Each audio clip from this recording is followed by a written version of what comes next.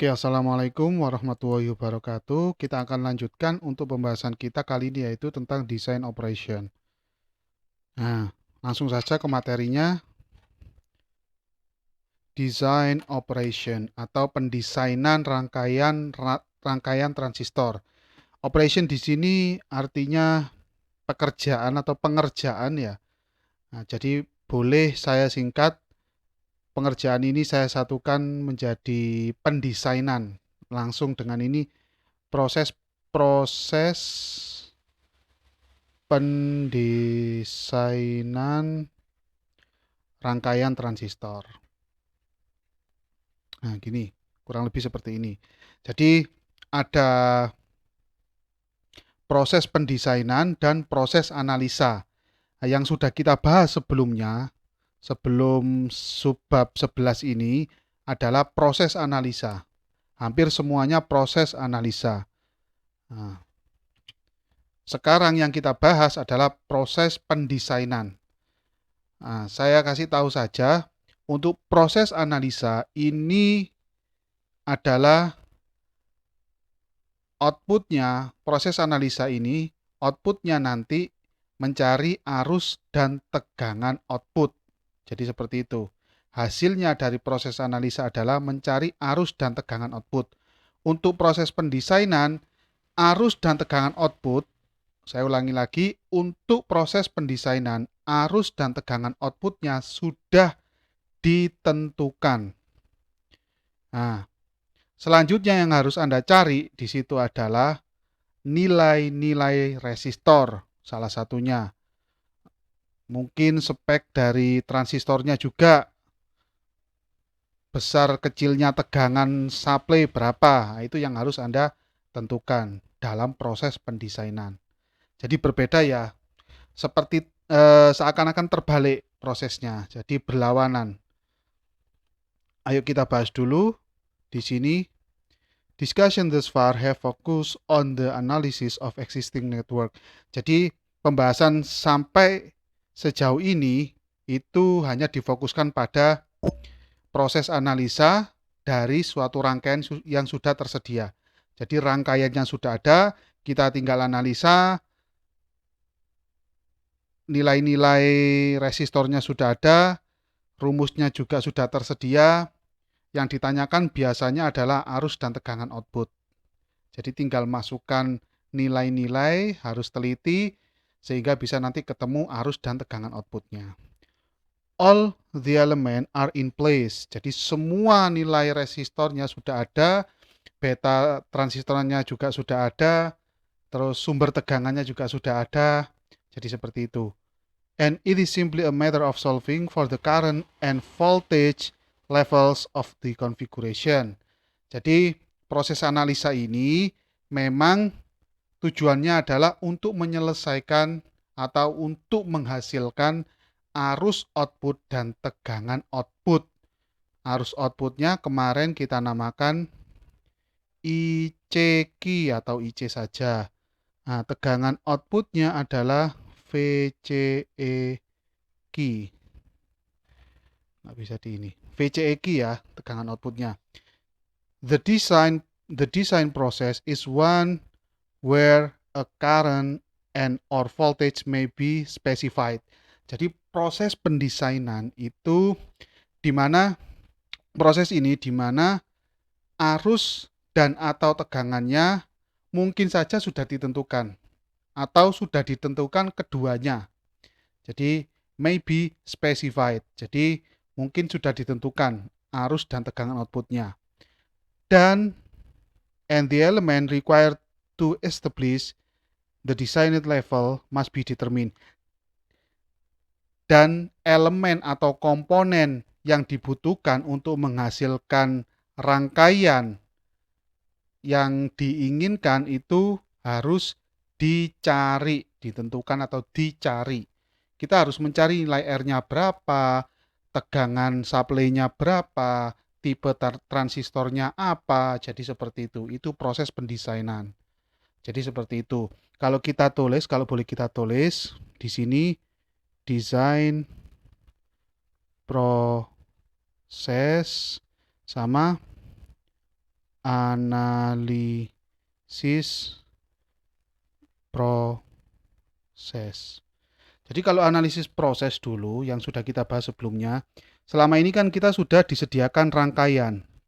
Rangkaian sudah tersedia beserta nilainya ya, beserta nilai komponennya.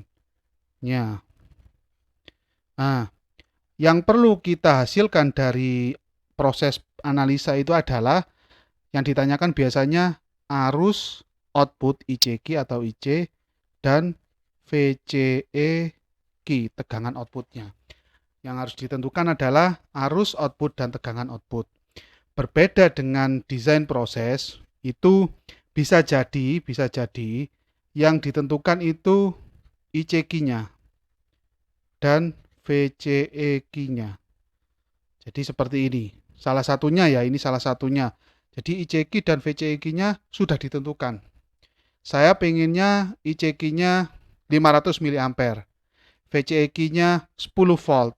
Nah, bagaimana seorang ahli elektro atau seorang teknisi elektro itu bisa membuat rangkaian penguat, anggap saja ini penguat ya, rangkaian penguat dengan output ini. Nah, maka yang harus dihasilkan dari desain proses ini adalah rangkaiannya beserta nilai-nilainya sudah pasti kan ya. Jadi seperti itu. This synthesize process require a clear understanding of the characteristic of the device.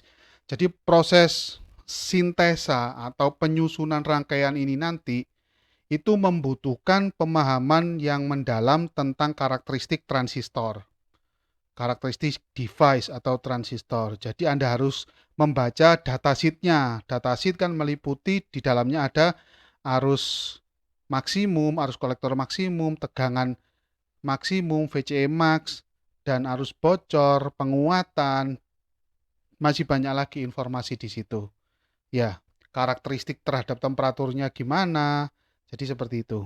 Selanjutnya apalagi yang dibutuhkan dalam proses sintesa, merupakan salah satu bagian dari proses pendesainan ya. The basic equation for network. Jadi persamaan dasar dari rangkaian anggap saja Anda memilih fixed bias, ya Anda harus tahu rumusnya fixed bias. Atau Anda memilih rangkaian voltage divider, Anda harus tahu persamaannya voltage divider itu seperti apa. Jadi seperti itu. Minimal tahu, atau kalau tidak hafal Anda bisa membuka lagi rumusnya seperti apa sih. Jadi seperti itu. Atau lebih-lebih Anda nanti bisa menurunkan rumus sendiri. Jadi dari rangkaian yang Anda susun tersebut ternyata ketemunya seperti ini dengan sedikit modifikasi. Anggap saja seperti yang dicontohkan kemarin, biasanya voltage divider hanya menggunakan tegangan single supply, yaitu biasanya ya positif dan ground saja. Tetapi bagaimana jika ternyata desain yang Anda hasilkan itu mengharuskan menggunakan tegangan dual supply, yaitu positif, ground, dan negatif. Nah, itu beda lagi analisanya. Dan Anda harus benar-benar menurunkan rumus sendiri. Seperti yang sudah ada pada contoh. And a firm understanding of the basic law of the circuit analysis. Jadi di samping dua itu, Anda harus paham, benar-benar paham tentang hukum dasar rangkaian listrik atau analisa rangkaian listrik. Seperti apa? Yang pertama ini ada hukum Ohm. Terus Kirchhoff Voltage Law atau KVL, sigma V sama dengan 0 itu ya. Sigma V sama dengan 0. Mungkin ada Thevenin, mungkin ada apalagi analisa node atau yang lain. Tapi biasanya dengan teori-teori dasar atau hukum-hukum dasar rangkaian listrik sudah cukup. Selama ini yang sudah kita gunakan seperti itu ya. In most situation, the thinking process is challenged to higher degree in the design process than in the analysis sequence. Jadi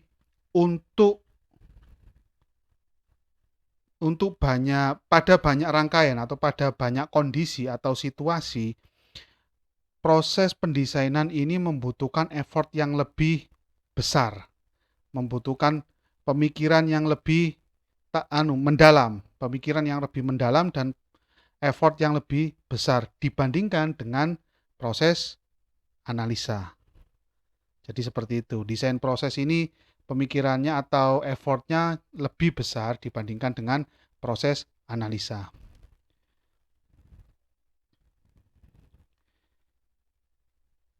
The path toward a solution is less defined.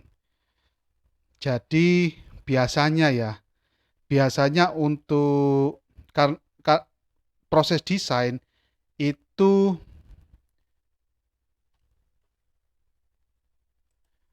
saya ulangi lagi, biasanya untuk proses pendesainan itu beberapa variabel. Seperti contohnya sumber tegangan itu tidak ditentukan sebelumnya. Yang ditentukan justru tegangan output dan arus outputnya itu saja. Untuk sumber tegangan itu salah satunya mungkin tidak ditentukan. Jadi ada beberapa item yang tidak ditentukan. Karena ini memang berbeda dengan analisa. Kalau analisa sudah tersedia, sudah enak, nilainya sudah ada semua. Jadi kemungkinan besar di sini nanti ada beberapa parameter yang tidak ditentukan. Maka and in fact may require a number of basic assumption. Nah, jadi dikarenakan ada beberapa parameter ini tidak ditentukan dari awal, maka Anda cukup atau bisa menggunakan asumsi-asumsi. Jadi kita asumsikan nilainya sekian. Nah, nilainya sekian. Atau nilai, contohnya sumber tegangannya nilainya 10 volt. Atau sumber tegangannya kita buat 20 volt. Itu nggak ada masalah. Jadi seperti itu untuk proses pendesainan. That do not have to be made when simply analyzing a network. Jadi asumsi-asumsi ini tidak digunakan pada proses analisa rangkaian. Jadi kalau analisa sudah ada semua, hampir semuanya sudah ada. Tetapi proses pendesainan ini parameternya terbatas sekali yang diketahui. Contohnya sumber tegangan tadi. Kadang tidak ada karena yang diinginkan cuma tegangan output dan arus outputnya harus sekian. Selain itu silakan dirancang sendiri. Makanya dengan adanya atau dengan minimnya parameter yang diketahui, maka kita boleh atau bisa membuat asumsi-asumsi. Yang penting nanti tujuan akhirnya itu tercapai, yaitu arus dan tegangan outputnya harus sesuai dengan yang diinginkan. Walaupun dengan asumsi nggak ada masalah. Yang penting nanti hasil akhirnya mendekati atau tidak, seperti itu. Oke, kita lanjutkan.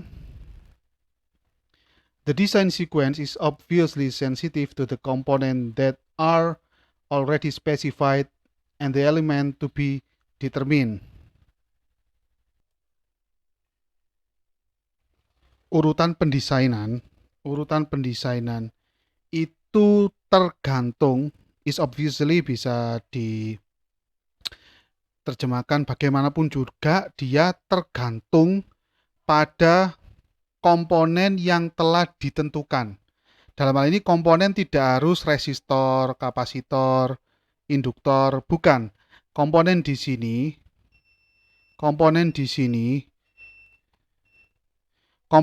sini salah satu contohnya adalah sumber tegangan untuk rangkaian transistor atau tipe transistor itu sendiri.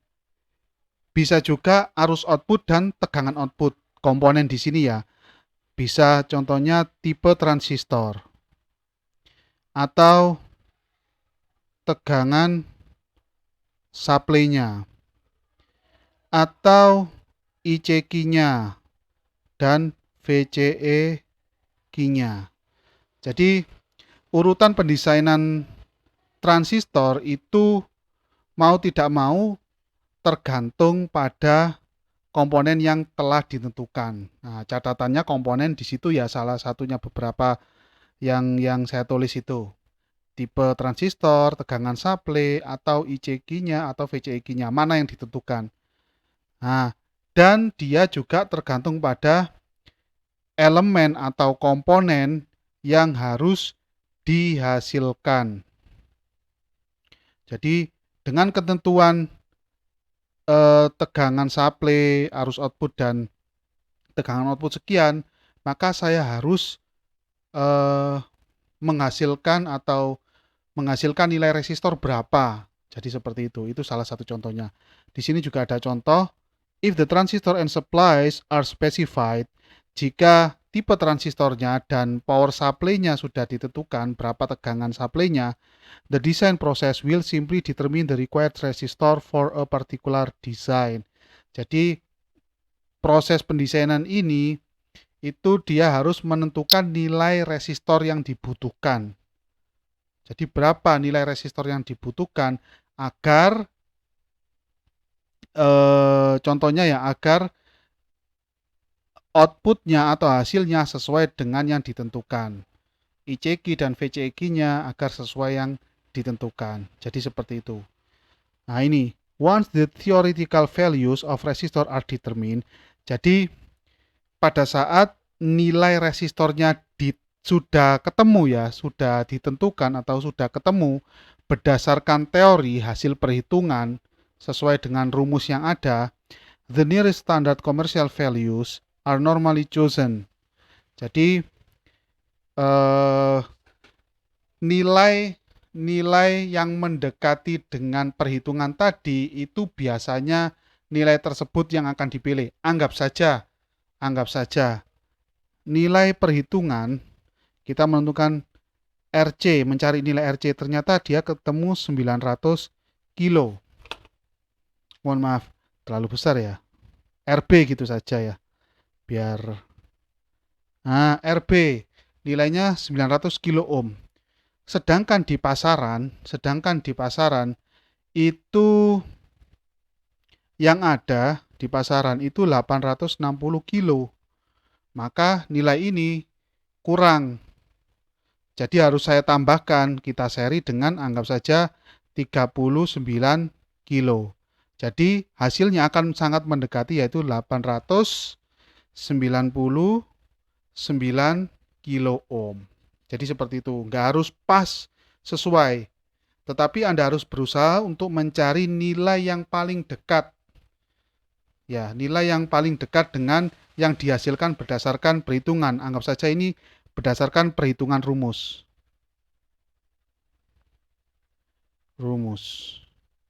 Nyatanya di lapangan adanya ini, ya udah pakai ini saja. Atau kalau mau lagi biar pas presisi tambah 1 kilo. Selesai sudah pas. Nah, tetapi pada saat perhitungan itu seringkali hasil dari perhitungan itu tidak bisa langsung hasil dari perhitungan itu biasanya berbeda dengan nilai resistor yang tersedia di pasaran. Jadi seperti itu. Maka pilihlah nilai resistor yang mendekati dengan hasil perhitungan atau hasil perhitungan rumus. And any variation due to not using the exact resistance values are accepted as part of the design. Jadi setiap perbedaan yang dikarenakan nilai resistornya itu tidak pas, anggap saja tidak pas, tidak sesuai dengan hasil perhitungan, itu tetap bisa diterima. Itu merupakan toleransi ya, toleransi dalam proses pendesainan.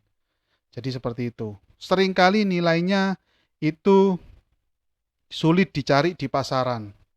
Seringkali hasil perhitungan atau teori itu seringkali nilainya sulit dicari di pasaran. Maka gunakan nilai yang terdekat yang ada di pasaran berapa. Bisa menggunakan seri atau kita paralel, boleh, nggak ada masalah. Yang penting nilai resistor, contohnya resistor ya. Nilai resistor yang didapat harus mendekati dengan perhitungan. Seperti itu. Patokannya ada di perhitungan ini. Cari yang paling mendekati berapa. Jadi seperti itu. Walaupun nanti hasil akhirnya tidak pas seperti yang diinginkan. Walaupun hasil akhirnya nanti tidak pas seperti yang diinginkan, tetapi selisih tersebut, terselisih antara nilai yang kita hasilkan dengan spesifikasi yang diinginkan seumpama oleh customer, itu masih bisa diterima selama nilainya masih bisa diterima, nilai selisihnya masih bisa diterima, itu nggak ada masalah. This is certainly a valid approximation considering the tolerance normally associated with resistive element and the transistor parameter. Pastinya ini merupakan pendekatan yang valid ya, yang benar dengan mempertimbangkan toleransi pada resistor. Jadi di resistor itu ada toleransinya, ada yang 1%, ada yang 5%. Dan toleransi yang diakibatkan oleh atau yang terdapat pada transistor parameter atau parameter transistor. Jadi dalam proses pendesainan itu kita berhadapan dengan kondisi nyata dari suatu komponen. Jadi resistor pasti memiliki nilai toleransi. Ada yang 1%, ada yang 5%. Begitu juga transistor, dia juga memiliki nilai toleransi dari parameter-parameternya. Ya, jadi seperti itu. Jadi kita berhadapan dengan realita, maka tetap kita menggunakan perhitungan atau teori, tetapi cari nilai yang paling mendekati, Anggap saja resistornya ketemu 900, cari yang paling mendekati. Entah itu dengan cara di seri atau di paralel, terserah. Yang penting nilainya mendekati. Dan cari transistor yang spesifikasinya hampir sama dengan yang diinginkan. Entah itu dari segi arusnya atau dari segi tegangannya, itu sama. Atau kalau bisa di atasnya. Di atasnya sekian persen kemampuannya. Jadi seperti itu. Untuk jaga-jaga biar transistor ini bisa digunakan dalam jangka waktu yang lama. Lifetime-nya biar lama. Jadi anggap saja yang diinginkan di situ tegangan, mohon maaf, salah satunya arusnya ya, biasanya arusnya yang diinginkan adalah 500 mA. Jangan memilih transistor yang arus maksimumnya, arus kolektor maksimumnya itu 500 mA juga, 500 mA juga, tetapi cari yang di atasnya mungkin 800 mA, nah, atau 1 ampere ya, itu lebih bagus, lebih baik. Nah, mengingat penggunaan transistor ini digunakan terus-menerus kan ya dalam jangka waktu yang panjang. Tidak sekali, 2 kali saja. Jadi seperti itu. Cari nilainya rentangnya yang masih bisa diterima.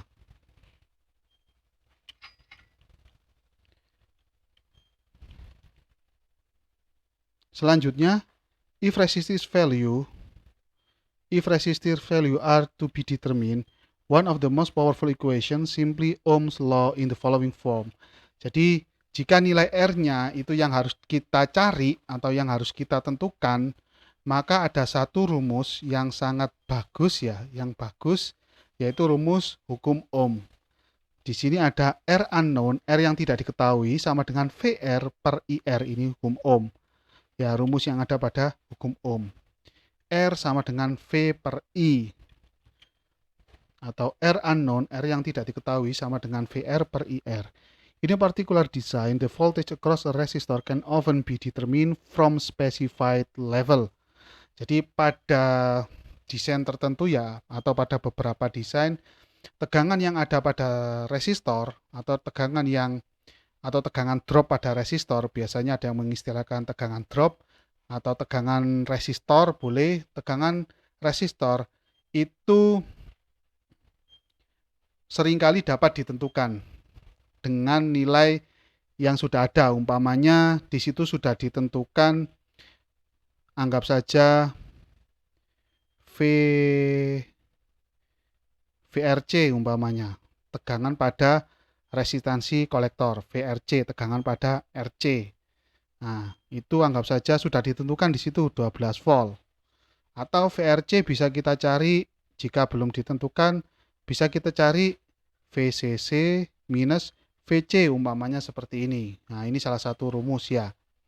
VRC bisa ditentukan dari tegangan supply minus tegangan VC. Anggap saja tegangan VC-nya sudah diketahui.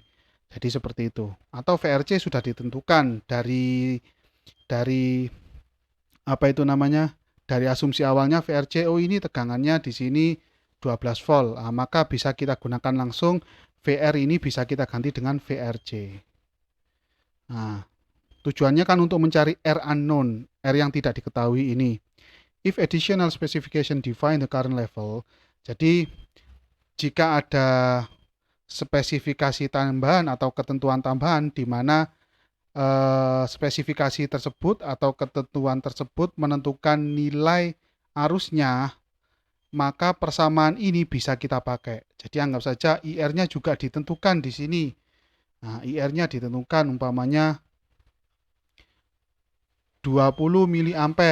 Nah, maka R unknown ini bisa dicari dengan tegangan yang sudah ada di sini, entah dicari melalui rumus dan nilai I yang sudah ada di sini, maka nilai R yang tidak diketahui tersebut bisa dihitung.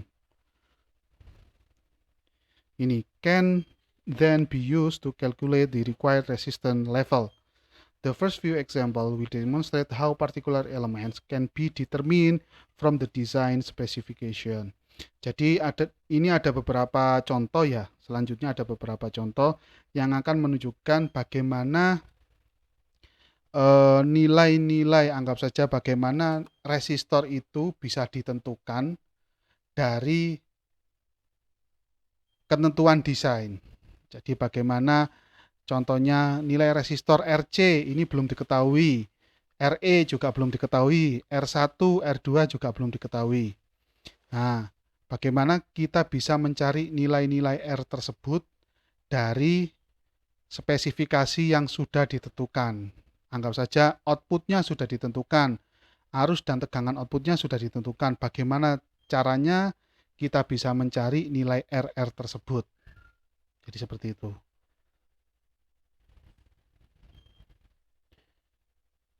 A complete design procedure will then be introduced for two popular configuration.